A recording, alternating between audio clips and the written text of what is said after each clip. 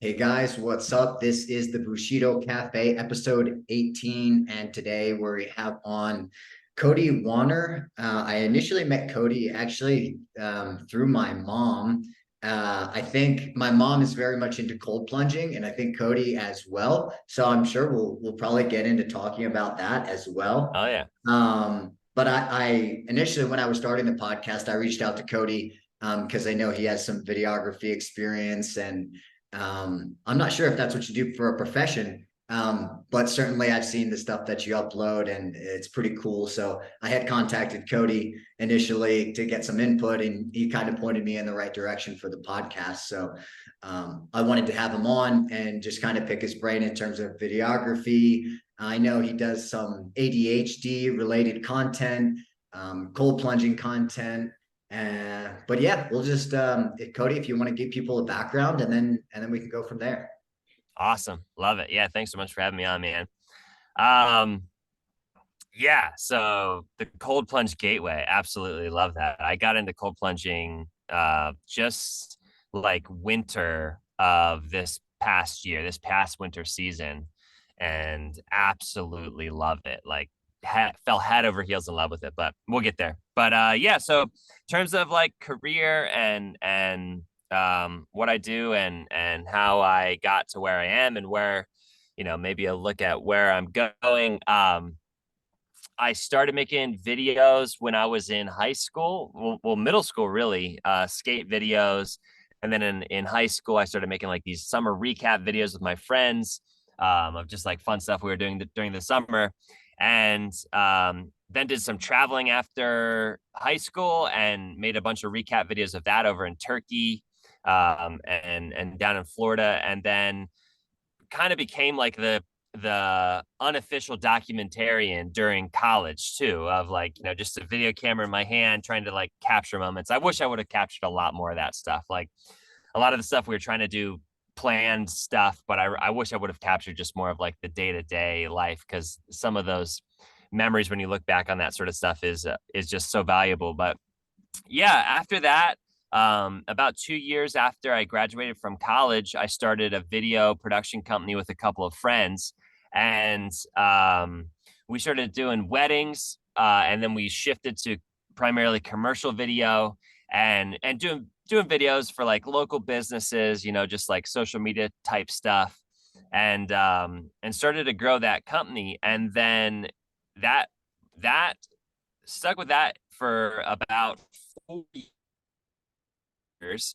And in that fourth year, started watching YouTube a good amount. Like really got into watching specifically a guy named Casey Neistat on YouTube. He was making daily vlogs, and just like really loved it. Would watch it with my daughter. She was like, I guess she was about 3 at the time, and she liked the vlogs, and just really thought like I would love to do something like that. I'd love to make vlogs.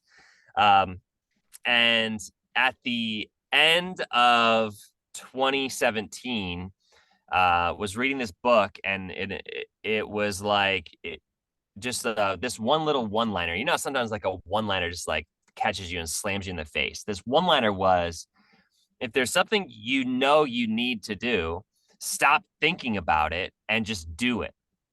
And like I read that immediately, vlogging popped into my head, and I was like, I had been kicking around the idea for a while, and I was like, I really just got to actually dive in and do this and see what it's like. So first day of 2018, started a daily vlog on YouTube, and started to like slowly grow it. The community on YouTube is awesome. It's unlike other social media in that it like takes a good amount of effort to record and edit and upload a video. So like the people there all have this sort of understanding of like, what we're doing here isn't just writing a little tweet and or not that, don't get me wrong, I love Twitter, I love content creators on Twitter, but like it's pretty complex to make a video, right? So you have this kind of already connection and understanding with the community on YouTube. So started to grow it, and got got to about 2000, like 2400 subscribers around April or June of 2018. And then in July and August of 2018, got to do a collaboration, like made a video with this guy named Peter McKinnon up in Canada, Toronto, Canada. And he at the time had like 2.3 or 2.2 million subscribers. And he put me in one of his videos on his channel. And so a bunch of his subscribers came over. I think like overnight, I gained 20,000 subscribers.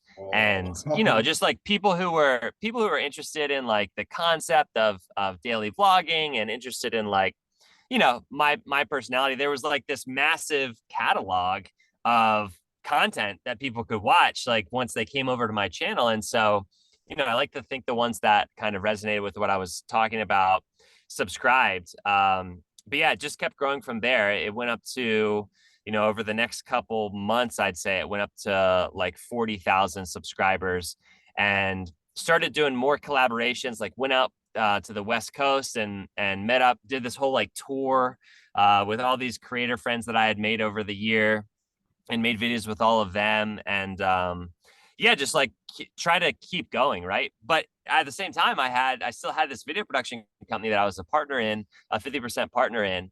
And we started having a difference of opinion on like what the future of our video production company should look like. I was leaning more towards this like DIY vlog style video for businesses. Like that's what I wanted to focus on. And my partners were leaning more towards like highly produced commercial video, like more traditional a commercial, a Ford commercial that you would see on the TV. And so we negotiated a buyout, and they bought me out of that company. So now they're complete owners. They're still like my best friends. I play pickup ball with one of them, you know, weekly. We still work out of the same office. So, you know, fantastic friends still, but negotiated a buyout, and I went like full-time content creation. So currently my YouTube channel has just over 60,000 subscribers, and a lot of them are not engaged. So you know, subscribers are not always a great reference point for like how successful someone's YouTube channel is, or Instagram or Twitter or whatever. Um, but yeah, went full time YouTube, and started to focus more on TikTok and Twitter and Instagram as well, and just really like full time social media content creator, and have been doing that ever since 2018. The whole time, still keeping freelance, you know, freelance video. So that sort of vlog style DIY video, doing that for customers and clients, building out their social media, and giving them organic content. And yeah, I've just been doing that, and absolutely loving it. Like always just trying to work with people who are making stuff and want to do cool things. I have ADHD, like you said, so I part of that for me is like on Instagram, just like making whatever sort of videos I am thinking of at the moment, and a lot of times that has to do with ADHD.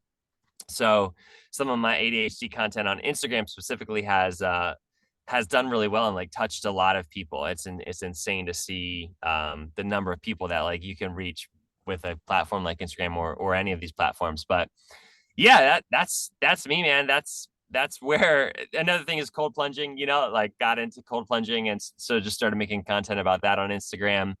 Um and yeah, so that's me. That's where I'm at career wise, and my little career journey. Wow, that's great, man. Thanks. I mean, I think maybe some of the viewers think that I always know my guests like really well, which is Yeah, sometimes the case.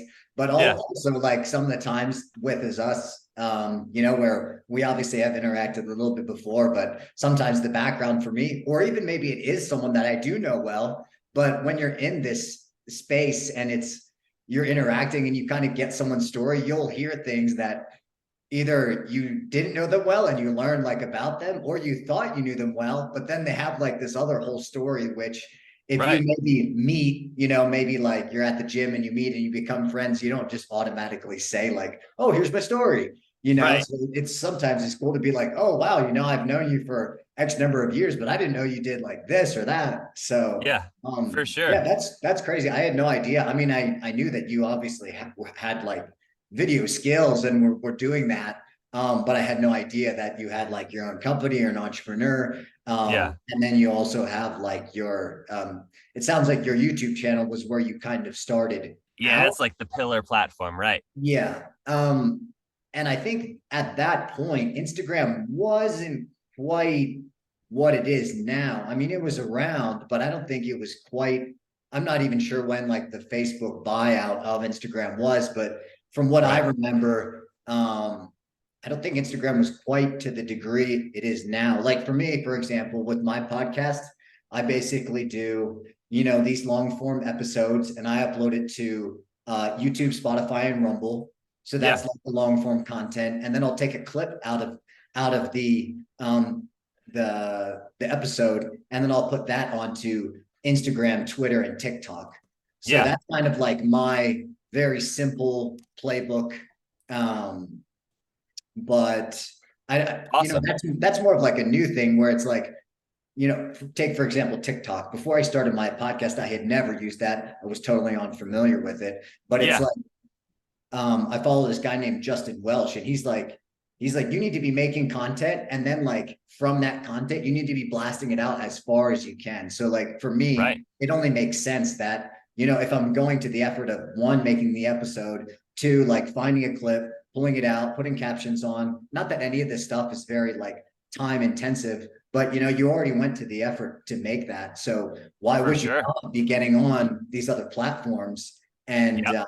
putting it on? And then now what's interesting is you're seeing like it's where like they all start to imitate each other, which is like, I think the Instagram stories, that was always Snapchat. Snapchat Right. was where you would upload your story for 24 hours, and then Instagram Totally. you would have like your thing. But now you have this like mimetic, the YouTube shorts, and then like even WhatsApp, you can put like stories up. So it's pretty Wow. interesting Yeah. how all of this like there's so much to keep track of. There's so much to keep track of, and It's so it's many tools at so your weird. disposal. That's a super great point about like just how they mimic each other, and totally like they've been doing that for a while, but it's so funny to me. And maybe I don't know, maybe I just don't like have the same business sense as some of these massive like social media entrepreneurs, right? But for me, it's just like it seems kind of like a good idea to just like pick your thing, stay in your lane, and be like the platform for XYZ, right? For like, let's say it's Twitter, like the platform for short form tweets. But then like Twitter at some point got sort of jealous of like either maybe Facebook or what's that other one that's like pub Medium, jealous of Medium where that you can do this longer form content. And they're like, all right, so now you can actually post however many thousand characters as long as you subscribe or whatever. And then Facebook got jealous of Twitter and was like, why don't we get into the Twitter market? Like, we'll start this thing called Threads. It'll be just like Twitter, but like it'll be our own thing. And for me, it's just like, why try to be the same? Don't try to be like the only social media that people use. Just get really good at your thing and let us use all of them. Let us like flow between each of them. But that obviously is not the strategy of most of these like major players in the social media. So yeah, just a uh great thing that is super intriguing to me.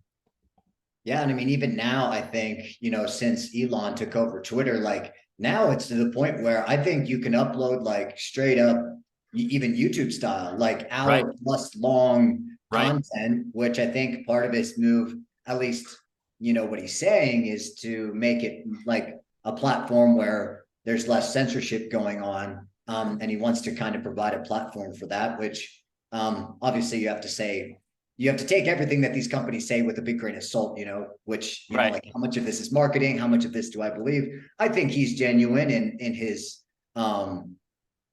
desire to do that. But yeah, just like you said, it's interesting to where now, I mean, you have Meta, Facebook, which owns like Facebook, Instagram, and WhatsApp. So I think for me, once I know that, it makes more sense because it's like it's not so much like maybe when you're on like when you don't know that, you kind of see them as all distinct entities. But once you really know that, like it's like the head octopus, and it's like maybe then it's not so weird whenever you see like, oh, you're talking on the phone on WhatsApp, and then you get an ad on Instagram about what you were just talking about. Right.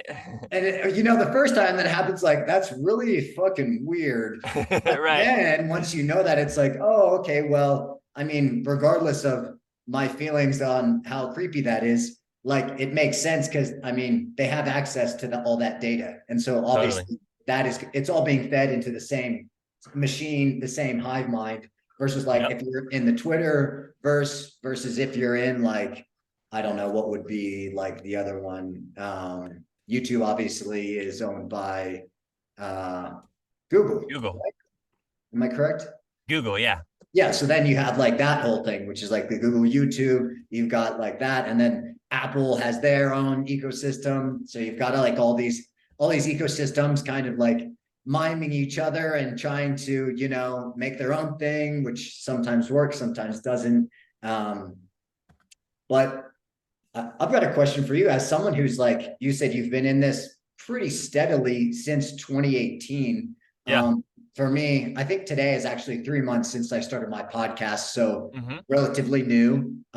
Definitely enjoying it as like a challenge, a learning process, putting myself For out sure. there. I love Um, that stuff. yeah, man. And thanks to you for like kind of just, even though it can just be like one word or like a point in the right direction, can sometimes be like just that nudge you need. So Yeah. um, Yeah. appreciate that. But how have you seen the culture change? I mean, probably even in production quality, that's something. I mean, I graduated high school in 2012. So, I mean, just in 10 years, you went from, I think the first YouTube videos were just like people with a camera and they're just videoing stuff and putting it up, which at that time was like crazy, which is super cool Yeah. to get that Yeah. perspective. But now, I mean, the quality is crazy. Like these people are, like look at like the Joe Rogan experience from when he started to now. I mean, the production quality. What other things have you seen change just in the past 5 years since you started to now? Right. Yeah. I mean, right. So much has changed and shifted. Um, like you said, in the last 10 years, I've been like pretty heavily engaged in it for the last 5 years.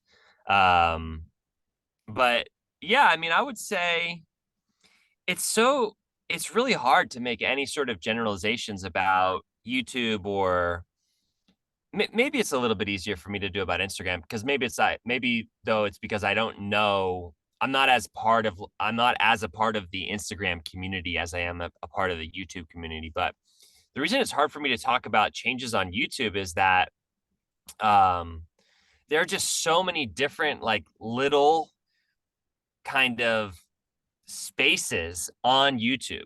I think it's just so crazy. Like, you have all the different types of content, but then even within those different types of content, like, a big thing for me is camera stuff and like filmmaking YouTube, right? Even within filmmaking YouTube, there's still these big channels of like, 100,000 subscriber channels that I've never heard of, even though I've been in the space, like been watching YouTube regularly for the last 5 years, that I've just like, they're just came out of nowhere, it feels like. And I'm like, man, the world is very big and YouTube is very big, and all of the different spaces on YouTube um, are just, even those little spaces are so massive. So yeah, anyway, it's hard for me to talk about like how it's changed as a whole. I think that within my little space on YouTube, I think that um yeah, like you were saying, like I think stuff has gotten more and more accessible, like the ability and like the skill set needed to get like a pretty legit production studio, both skill set and the budget, right? Like 10 years ago, you needed to have a massive budget in order to make something that looked pretty. Now you can make something that looks very high production value for, relatively a lot less. So I think production value has increased, but I think that in a lot of ways, on YouTube, there has been over the last 5 years a shift almost more toward mainstream. So what I mean by that is, 5 years ago when I started my daily vlog, I think you could make a vlog about just like your everyday life, and there was gonna be a pretty big swath of people who would click on it, even though it didn't have an extremely compelling title or a really well done, like kind of intriguing thumbnail. Like people would just click on it because they were into vlogs because they're into vlogging on YouTube, right? Now, I think that two things. I think there's been a shift more towards uh just making sure that on in each piece of content you release, there's significant value, whether it's entertainment value, whether it's educational value, some sort of hybrid of the two of them. I think that like each and every video really has to feel like you have to really prove that the time you just took from your viewer, you weren't wasting that time, right? And then on the other side, I think the packaging of YouTube videos and titles and thumbnails, have become a bit more um, like almost what the newspaper industry needs to do to get you to click on a news article, or um, what movies do with their posters to get you to want to come and see the movie in the theater. Again, I'm talking 10 years ago, like highly produced, very intriguing, very visually stunning thumbnails where you feel like, oh, I've got to click on that, because if I don't, I'm going to be missing out. I think that there's been much more of a shift towards like, we got to really level up the game if we want to get people's attention on this platform. Um, and once we've gotten their attention and they've clicked into a video, we got to make sure that the story on this thing is on point, that the value arc is on point, so that people don't leave thinking, "Oh, my time's been wasted, and I'm never watching that channel again." Right? So I've definitely seen, and again, I could be wrong about this. Like, I'm only looking from my own like small perspective, right? But I've definitely seen a shift towards high value and incredible packaging on the YouTube platform.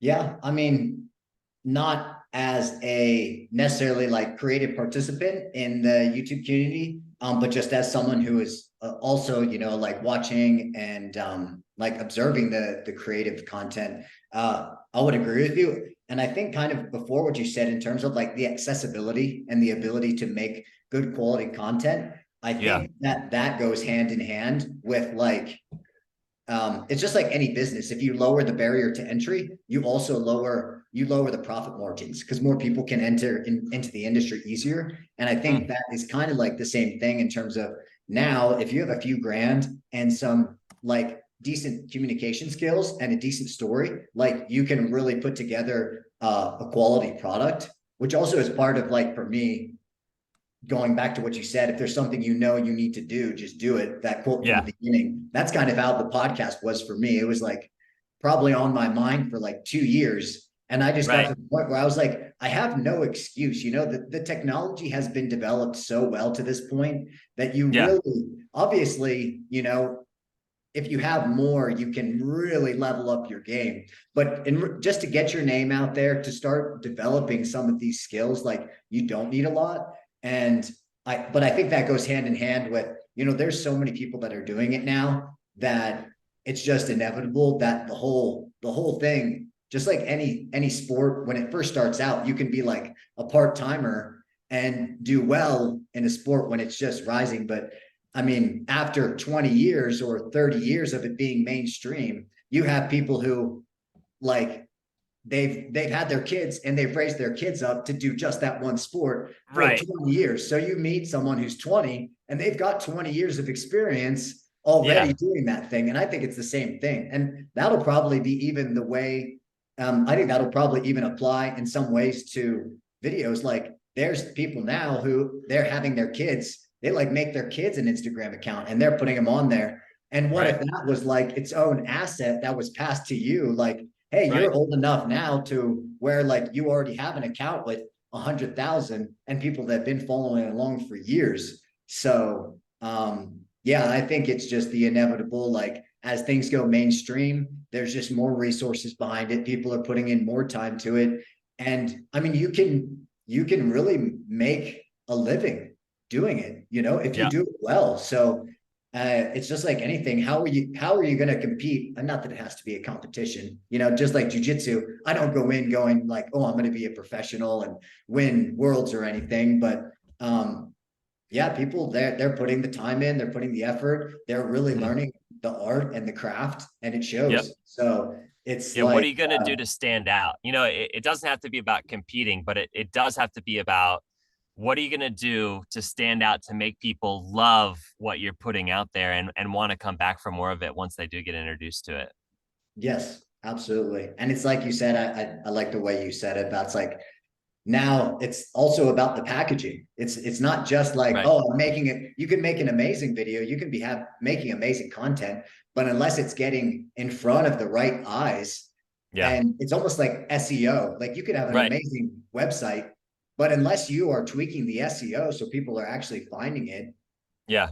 like it's not necessarily relevant. I really like what Tom Bilyeu, I think, Yeah.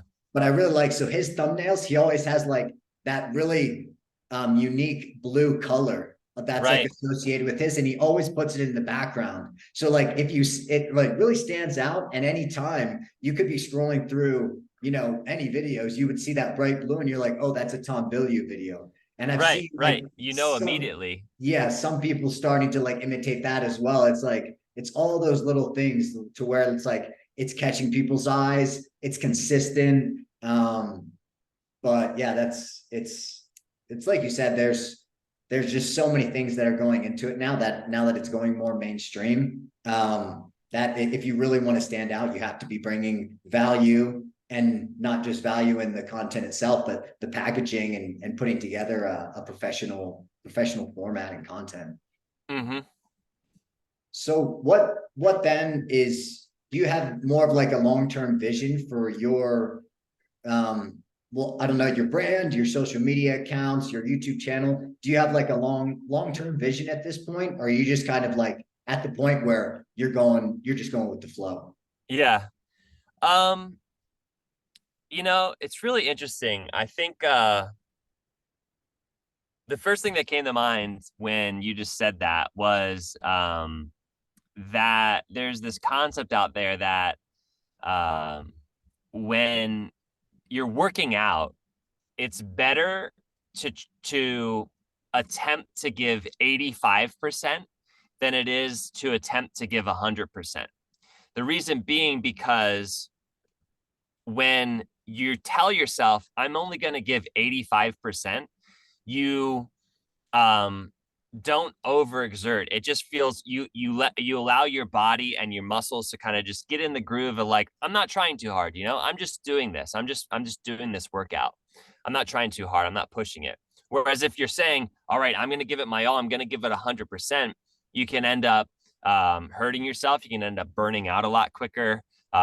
You can get really tired very fast, right? So applying that to my current stage of where I'm at, I really am trying to go with the flow, to give 85% and just like really kind of like um effortlessly continue to create, effortlessly continue to um set up deals and make money through advertising and sponsorships and all this sort of stuff that I'm doing. I really want it to be effortless, right? So I feel like my main vision for the future is to continue to pursue effortless content creation, and then right along with that is like passive revenue and kind of long-term income generation, right? So that's kind of my main focus is like I want to do that myself, and then I want to help as many other video creators as possible, or content creators do that as well. I want people who love to make stuff to be able to make the stuff they want to make and not have to um, worry about where the money's coming from. So how am I doing that? I still, honestly, I feel like I'm still at the beginning stages of like figuring out exactly how to do that. I know it has to do with continuing to create and build community. I know it definitely has to do with um, video content courses and guided courses and like um interactive kind of like teaching, interactive education. But yeah, so that's kind of where I'm at. I just honestly, I love making stuff. I love working with people who love to make stuff. People like you who just decide like I'm gonna start this without necessarily knowing for sure I'm able to do it. I'm going to start it and I'm going to learn and I'm going to acquire the skills necessary to continue to manage it. Like, I just love that, man. I love that stuff. And I love being around people who have that vibe and that, like, we're just going to figure this out sort of mentality. So, yeah, I'm going to keep making videos on YouTube. I'm going to keep trying to work with clients who, um, understand and respect my style of video creation and want to implement that for their own brands and their own marketing. And yeah, I'm going to keep on trying to uplift and um, kind of encourage the video creators out there who have a similar dream. Right on. Yeah, that's great. I definitely, that all pretty much resonates with me. I think there's kind of a lot of the advice I think you see now for people that are starting their podcast is just like in business, you often start off with like a very niche product and like you target like one specific small target audience, which I think Yeah. is good advice. Um, and obviously can work like very well for some people, but I think there's also some value in just starting and just going and Yeah. saying, you know what? I'm pretty sure Joe Rogan didn't have like a big business plan and have like his target audience all sketched out. I mean, I think he just started Right. and he just figured it out along the way. And that, while it may not be like this perfectly executed X to Z plan, I think it's just a more organic way of going about things. Like I always make jujitsu analogies Yeah. because I it's love like it. one of my passions. But like whenever you start jujitsu, you don't know the style that you're going to develop along the way and as you like at the end are going to become a black belt. And everyone does have their style and their own moves that they do, but you don't come in already knowing that. You're not like, oh, I'm going to be an armbar guy and I'm going to be like a leg guy. And Yeah. like you just do it. And as you go along and you advance, you'll try something and be like, that doesn't really work for me. And you'll try something else Yes. and it just clicks. And you're like, Yes. oh, wow, this really works. And then you hone it as you go into competitions with people. And that to me is really more of the style that I would like to implement. Yeah. And saying, like, I'm just doing this. Not going through the motions per se, but you go in, like you say, you do your 80%, you make the content, your workflow gets better. I mean, like now I can record a video and, transfer it over, make a clip, put captions, like even just developing that workflow. And Yeah. like I said, this is three months for me that I've had the podcast. I've already developed that workflow to where Yep. like within an hour of finishing one, I could have it uploaded on 3 different platforms, have a clip Yeah. off captioned, and have that onto 3 other platforms. And it's like, even that's its own learning process and its own victory that you wouldn't even have been able to conceptualize, you Right. know. Just because No you one, didn't you no, didn't try it yet. Yeah. yeah, no one I tells love you that. like there's no workflow that's right or wrong. You just have to figure it out for yourself by doing. Yep. So The um jujitsu analogy, dude, I just absolutely love that. Like, that's exactly how I started my YouTube channel with the daily vlog. Is like these videos are about, how to loose kind of focus of like entrepreneurship, small business ownership, and encouragement and motivation, right? But it's like I would make videos about every which thing. Like we're going to my daughter's music recital. Like when it's a daily vlog, you have to draw the topics from whatever's going on in that day, right? So it's just like um yeah, I love the idea of just starting and learning and then developing your style as you go. And then at some point, if you do decide to like niche down to focus, that's totally fine. But at least you've tested the waters in all of these other areas to figure out like who am I when it comes to content creation and what do I want to make, what do I want to put out into the world. Mm-hmm. Yeah. All right, Cody. Well, you've been really generous with your time, man. I really appreciate it. I think you are coming down on your time limit here, so I want to give you a few extra minutes for what you got going on next. But I actually learned a lot, even though it was one of the shorter episodes. I've learned a lot. I had no idea you were really so well versed in the content creation world. So I would definitely love to have you come on again when we Yeah. have some more time. Yep. We could get into some more entrepreneurship, which would Yeah. be great.